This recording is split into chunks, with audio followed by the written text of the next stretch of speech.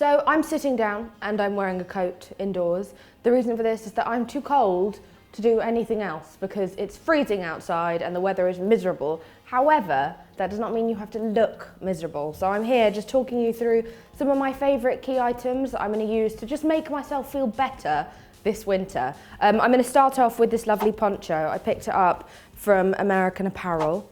It's nice because you can get fatter in it. And also it's a beautiful, vibrant colour. It gives you a pulse.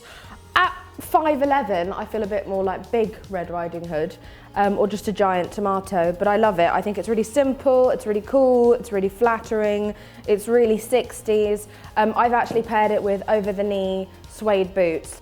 Next, we're gonna go on to my black jacket. This is my favourite leather jacket. I think leather is a must because it blocks off the wind and it looks cool. Goes with everything.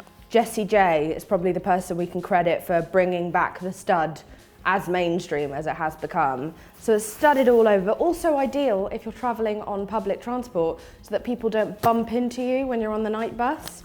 I think it's really important to have sort of quirky essentials, which is why I've never stepped out of the house without having something a little bit odd and a little bit funny. And I have a favourite bag designer who is Lulu Guinness, who's sort of a British institution when it comes to the handbag.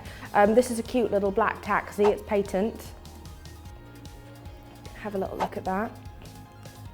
And surprisingly, it actually holds quite a lot, including my old house keys, which I didn't know were in there, so it's just 3 years too late, doesn't matter. Next up, my favourite bag, again by Lulu Guinness, is this little sort of ode to an old camera. It's really funky, it holds just about enough stuff, and again it just says I don't take myself too seriously and I have an eye for something a little bit special. Another accessory, again showing a bit of a sense of humour, showing a bit of a wild side, is this brilliant zebra print belt. It's from Viltan, which is another little independent brand. And last but not least, my favourite thing that I own, which I wear so often now that people think I have a bald spot underneath, is my favourite red fedora hat. It's vintage, but you can find them all over the place. I think Monkey have started doing them, even American Apparel have red hats, but they just bring everything to life. So I think you shouldn't be afraid of a hat, I don't think you should be afraid of a stud, and I definitely don't think you should be afraid of quirky accessories.